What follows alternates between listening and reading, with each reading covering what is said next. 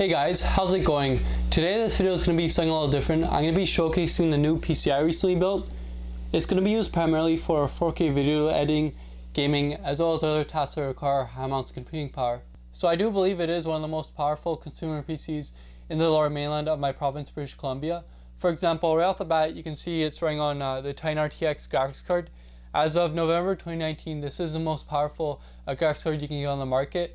And not only do I have one, but it's running on two of them with an NVLink bridge right here. There's going to be a lot of fun in this video. The beginning is going to be me going over each of the components and explaining why I chose them. Hopefully I can learn a bit from you guys in the comment section, and I'll also be going over the mistakes I made so you guys don't have to repeat them. The second part of the video is going to be me putting the PC to real life benchmark tests. Keep in mind the results might be a little higher than average just because it is in an open air versus a standard computer case which restricts airflow. And then the last part of the video is going to be me going over different games, different AAA games, and showing how good it is in 4K maxed out settings using this Dell monitor right here. So anyway, I hope you guys enjoyed the video. Thank you. First thing that you guys probably notice, just looking at the system, are the two video cards at the top. These are two Titan RTX cards.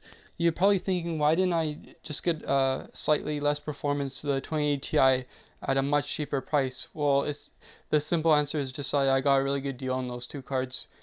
So anyway, they are being connected with a 4-slot NVLink bridge right here. The reason why I did 4-slot and not the standard 3-slot is just because when I did try with 3-slot, they weren't getting enough air ventilation for proper cooling for this card right here. Whereas with the 4-slot, they're getting cooled between 70 degrees and 80 degrees Celsius. Next thing to discuss is a motherboard down here. Oh, by the way, the two video cards, they are connected by two riser cables right here for PCI. The reason why I have to use these is because, well, first of all, for ventilation, much better ventilated up when they're up there versus directly on the motherboard. And the other reason is that with the Ryzen series AM4 socket, there are actually no motherboards available that have PCI slots separated by 4 spacing. Therefore, I had to use the risers as well to allow these the two cards to be spaced 4 slots apart. Well, there is actually one exception. It is a MSI X570 Godlike, but those retail for around $700 US, and I think it's quite ridiculous to pay that much for a motherboard since really all of them serve the same purpose. So the motherboard I did choose was a Asus X470 Strix. It's kind of hard to see at this angle, but anyway, I'll just show a picture from Google on the screen there. The reason why I didn't choose the most recent one, the X570, is just like I said, the only thing you're gaining with the newer series is PCI Gen 4 slot, whereas this one I managed to get it used for only $120 US on Craigslist, and I haven't at all felt the lack of PCI Gen 4 holding me back at all. So then the CPU that's in this motherboard here, you can't see it, so I'll just show the box. It's a Ryzen 7 3800X. As of November 2019, it is the most powerful gaming CPU you can get by AMD. It's just slightly behind the 9900K offered by Intel. I do prefer the Ryzen series much over Intel, so that's the reason why I chose this one. I do plan to upgrade to the AMD 3950X when it comes out on its anticipated release date of early 2020. Here's another box just to show the NVLink bridge that's being used to connect the two video cards. So back to the system, just gonna show it here. The next thing that probably catches your attention is a radiator for the CPU.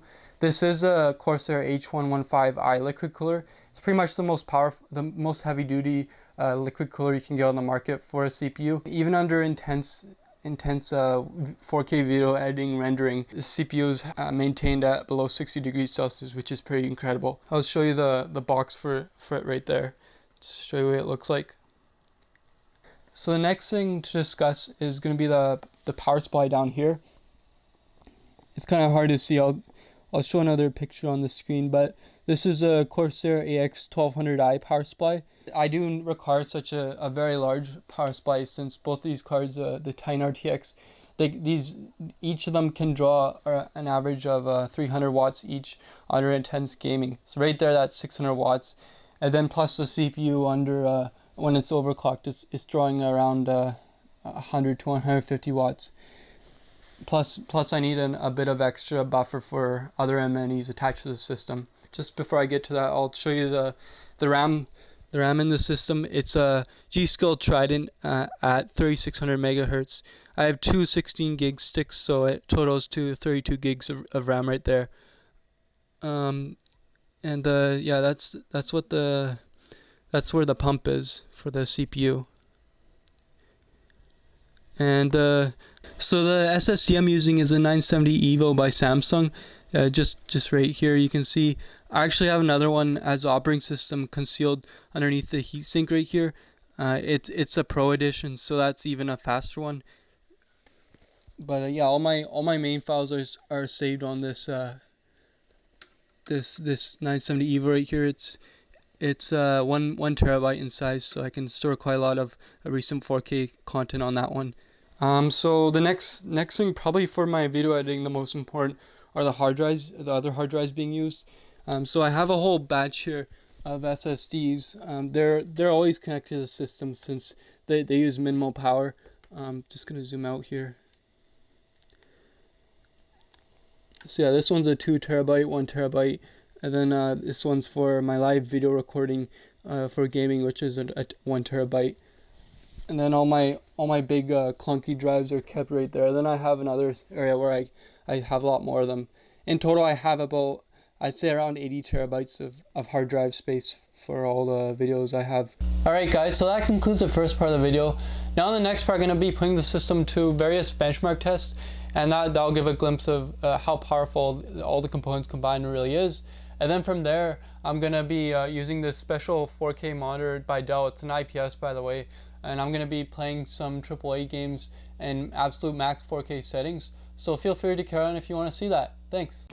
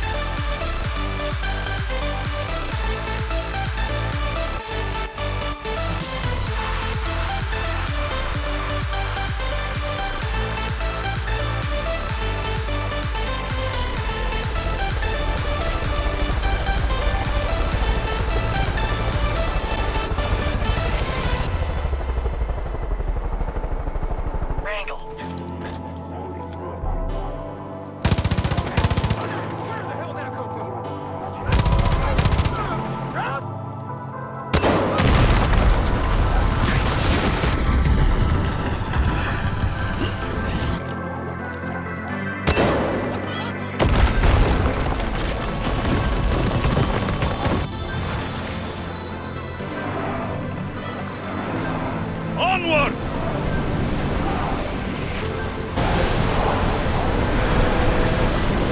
Through to battle stations! Bear! Fire! Cover! Steady Any closer, and we are going to have a problem. Watch will be vigilant here.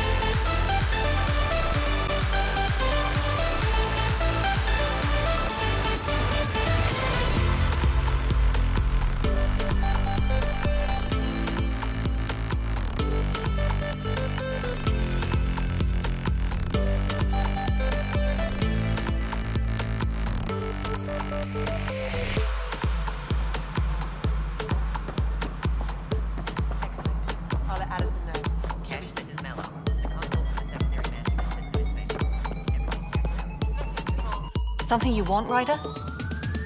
You'll have to see to your own ship. How do you fit into the Nexus leadership? I oversee the actual settlement effort. As the number of outposts is currently less than ideal, my influence is limited.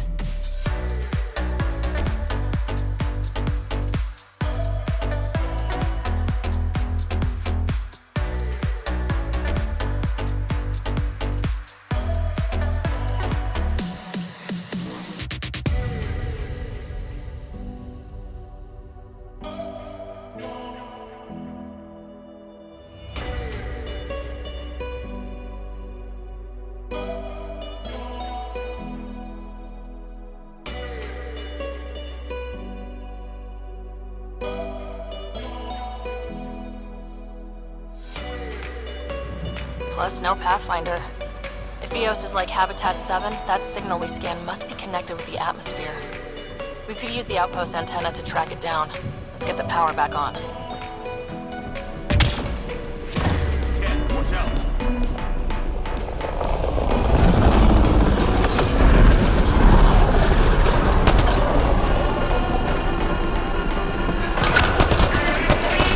Let's bring the house down.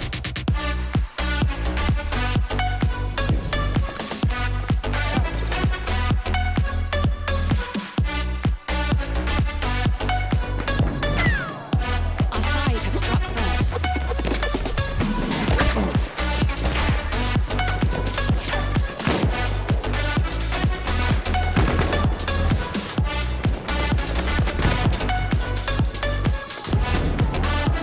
The enemy is in the lead. Throwing grenade, watch it.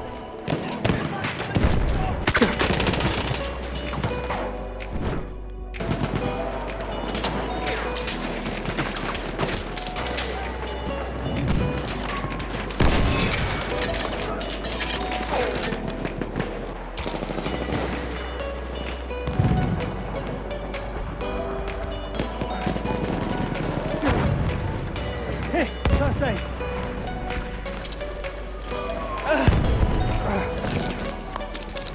Your wounds, I can fix them.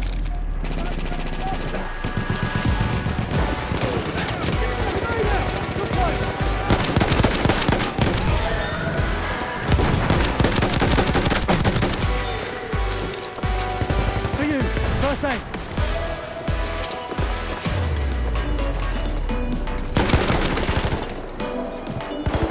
Enemy team is in the lead.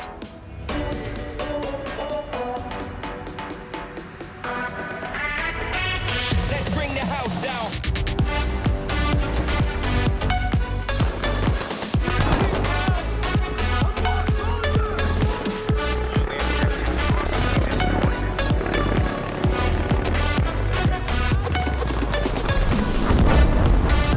Grenade going out!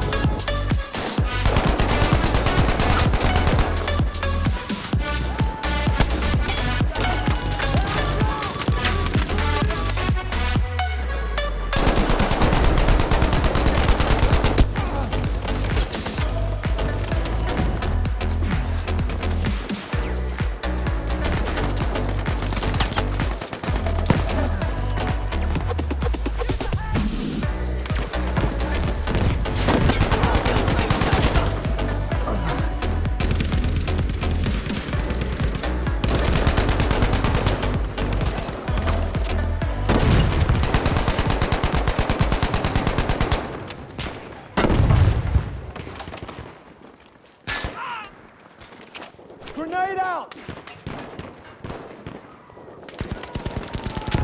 This will fix you.